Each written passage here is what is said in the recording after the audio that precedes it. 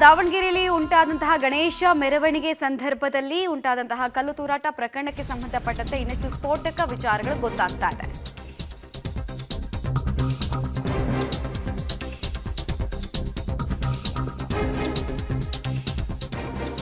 ಗಣೇಶ ಮೆರವಣಿಗೆ ವೇಳೆ ಕಲ್ಲು ತೂರಾಟ ಪ್ರಕರಣಕ್ಕೆ ಸಂಬಂಧಪಟ್ಟಂತೆ ಮಕ್ಕಳು ಕೂಡ ಕಲ್ಲು ತೂರಿದ ವಿಡಿಯೋ ಈಗ ಭಾರಿ ವೈರಲ್ ಆಗ್ತಾ ಇದೆ.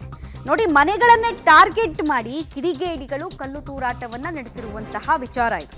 ಪೊಲೀಸರ ಮೇಲೂ ಕೂಡ ಈ ಪುಂಡರ ಗುಂಪು ಕಲ್ಲು ತೂರಿರುವಂತಹ ವಿಚಾರ, ಸಿಕ್ಕ ಮನೆಗಳನ್ನ ಟಾರ್ಗೆಟ್ ಮಾಡಿಕೊಂಡು ಕಲ್ಲು ತೂರ್ತಾ ಇರುವಂತಹ ದೃಶ್ಯ ಸೆರೆಯಾಗಿದೆ.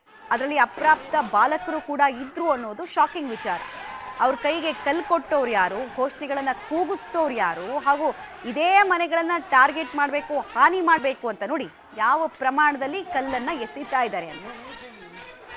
ಇವರನ್ನ ಇಷ್ಟೊಂದು ಉದ್ರಿಕ್ತಗೊಳ್ಳುವಂತೆ ಮಾಡಿದ ಆ ಕೈ ಯಾವುದು, ಆ ಕುಟಿಲ ಮನಸ್ಥಿತಿ ಯಾರ್ದು ಅನ್ನೋದು ಪ್ರಶ್ನೆ.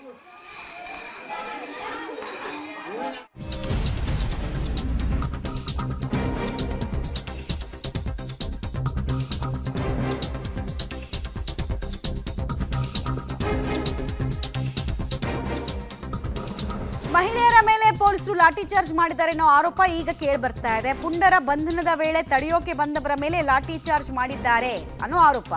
ಮೊಬೈಲು, ಸಿಸಿ ಕ್ಯಾಮೆರಾ ದೃಶ್ಯಾವಳಿಗಳನ್ನ ಆಧರಿಸಿ ಪೊಲೀಸರು ತಮ್ಮ ಕೆಲಸವನ್ನು ಮಾಡೋದಕ್ಕೆ ಬಂದಾಗ ಅಡ್ಡ ಬಂದಿದ್ದಾರೆ ಕೆಲವರು. ಆಗ ಅವರಿಗೆಲ್ಲ ಪೊಲೀಸರು ಅರ್ಥ ಆಗೋ ರೀತಿಯಲ್ಲಿ ಹೇಳೋ ಕೆಲಸ ಮಾಡಬೇಕಾದ್ರೆ ನಮ್ಮ ಮೇಲೆ ಲಾಠಿ ಚಾರ್ಜ್ ಆಗಿದೆ, ನಮ್ಮ ಮೇಲೆ ದೌರ್ಜನ್ಯ ಮಾಡಿದ್ದಾರೆ ಅಂತೆಲ್ಲ ಆರೋಪ ಮಾಡ್ತಾ ಇದ್ದಾರೆ.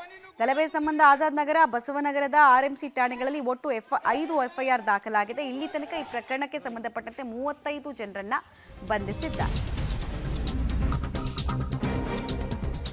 ಬೇತೂರು ರಸ್ತೆಯಲ್ಲಿ ಗಣೇಶ ಮೆರವಣಿಗೆ ವೇಳೆ ಕಲ್ಲು ತೂರಾಟ ಪ್ರಕರಣಕ್ಕೆ ಸಂಬಂಧಪಟ್ಟಂತೆ 2 ಕೋಮಿನ ಮುಖಂಡರು ನಿಯಂತ್ರಣ ಮಾಡದೇ ಇದ್ರೆ ನಾಗಮಂಗಲದ ರೀತಿ ಗಲಭೆ ಆಗ್ತಾ ಇತ್ತು.